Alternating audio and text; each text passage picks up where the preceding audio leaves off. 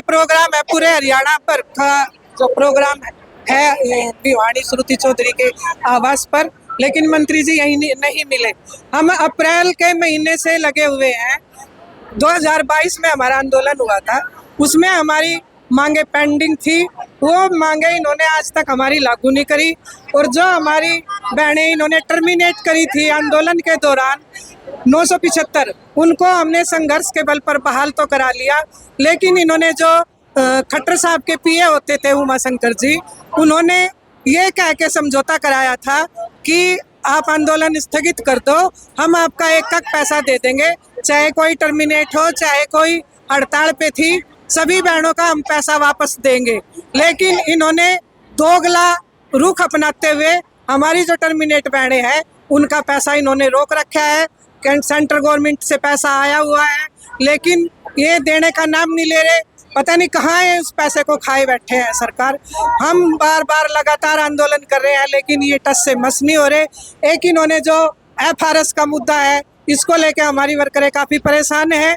Ration सेंटरों में होता नहीं, FRS कराते हैं, 6-6 महीने राशन नहीं आता। बात करते हैं कुपोषण मिटाने की, इसलिए हमारा ये आंदोलन है कि हमें लाभार्थियों की चिंता है। और लेटर दिया इन्होंने, लेकिन 4 तारीख का जो जन्माष्टमी का त्यौहार है उसको लेके हम कैसे जाएंगे बात करने।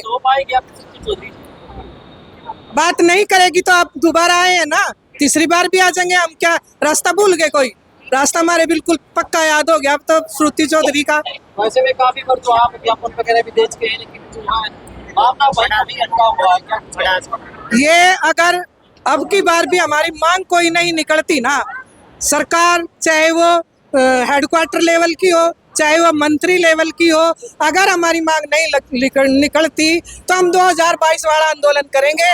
सबसे बड़ी यूनियन है हरियाणा के अंदर, आईफा से रिलेटेड, CI2 के से related, anganwadi worker helper union हमारी है। वो अच्छे तरीके से बड़ा आंदोलन चलाना भी जानती है और करना भी जानती है, जिसका खामियाजा पूरा सरकार को भुगतना पड़ेगा।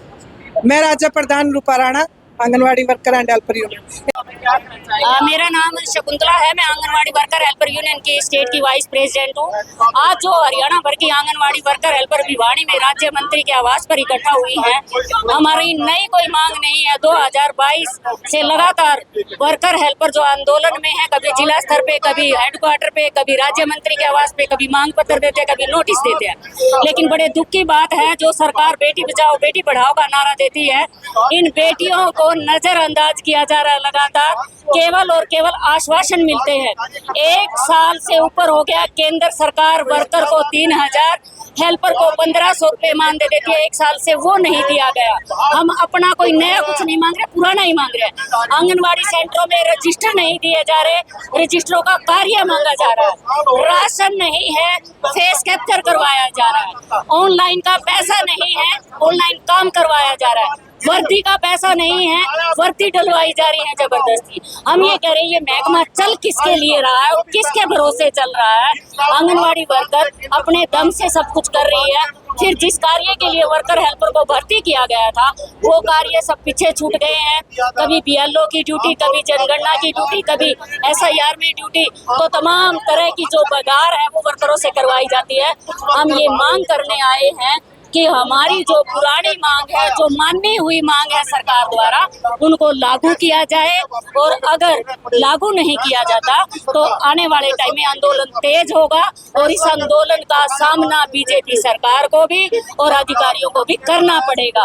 हम ये मांग करते हैं, टर्मिनेट वर्कर हेल्परों का मानदेय दिया जाए। हम ये मांग करते हैं, जींद जिले की सेक्रेटरी सुमन को जो टर्मिनेट किया गया है उसको तुरंत प्रभाव से बहाल किया जाए। ये तमाम मांगों को लेके आज राज्य मंत्री के आवास पर प्रदर्शन है। लेकिन आप देख सकते हैं कि कैसे बैरिकेडिंग लगा दी गई है, जैसे हम कई दूसरे देश से विदेश से आए हुए महिलाएं हैं।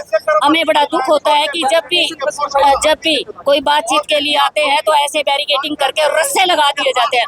एक और हम मांग करते आए लंबे टाइम से, हेल्पर से वर्कर, वर्कर से सुपरवाइजर प्रमोशन की जाए।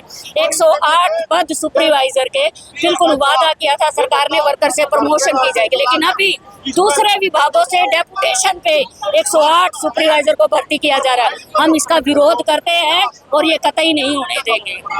आज ये पूरे हरियाणा की आंगनबाड़ी वर्कर हेल्पर यूनियन की तमाम सदस्य यहाँ मंत्री के आवास पर आई हुई हैं। काफ़ी दिन से मंत्री जी को ज्ञापन दे चुकी हैं, बातचीत भी हो चुकी है और समाधान नहीं निकल रहा है इनका। जो हड़ताल करी थी उसका वेतन नहीं मिला, कुछ महिलाएं जो ना हटाई गई थी उनको वापस नहीं लिया गया, उनके केस वापस नहीं लिए गए और इनको यहाँ तक भी बच्चों का जो भोजन है वो भी नहीं मिलता टाइम पर और पकाने का जो खर्चा वो अपनी जेब से दे रही है, ये उसके पैसे भी सरकार नहीं दे रही, सिलेंडर तक भी सरकार नहीं भरवा रही। ये हालत है, किराया नहीं दे रही उन सेंटरों का। वेतनमान जो 1500 रुपये 2018 में केंद्र सरकार ने मंजूर किया था 750 रुपये हेल्पर को, वो भी नहीं आया और जो केंद्र का हिस्सा है वो भी नहीं दे रहे इनको। अल्टीमेटम दिया जाएगा सरकार, अभी अल्टीमेटम ये दिया जाएगा, मंत्री ठोस आश्वासन दें। तारीख लाए थे उस दिन भी छुट्टी है, छुट्टी वाले दिन तारीख दे दी। अभी यही कहा है कि भाई तारीख तो कम से कम बदल लो, ये 4 सितंबर को जो ना वो त्योहार है वो तारीख बदलने गए, अभी तो 2-3 घंटे बाद तो ये चिट्ठी लाए हैं और कितनी बार ये पहले भी आ चुकी है, ज्ञापन भी दे चुके हैं, इनकी समस्याओं का समाधान नहीं करते।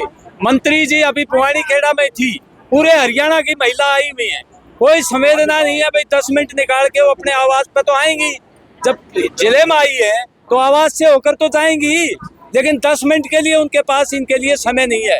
बहुत ही एक तरह से बहुत ही निंदनीय बात है कि मंत्री जी जिले में है और वो 10 मिनट के लिए भी इन महिलाओं के लिए समय नहीं निकाल रही। ये बहुत ही संवेदनहीनता का मुद्दा है, वो ध्यान नहीं दे रही। हम ये कहना चाहते हैं, पहले जो बाल विकास मंत्री थी उसकी हालत पूछ लो, चुनाव में हार गई वो। अगर ये यही तरीका अपनाएंगी पहले वाले मंत्री का तो इनका भी यही हाल होगा, ये बता दें। ये दादा लाई नहीं है, मौका लग गया, भाजपा में चले गए मंत्री बन के, वहां रहते तो शायद बनते कि नहीं बनते, लेकिन अब कम से कम लोगों की समस्या तो हल कर लो। अवसरवाद तो खेल लिया तुमने, लेकिन इनकी समस्याएं तो हल कर दो मंत्री जी। हाँ, हम ये कहना चाहते हैं और जब तक ये समाधान नहीं निकालेंगे तारीख का, तब तक ये यहाँ से हिलेंगी नहीं महिलाएं, हम ये कहना चाहते हैं।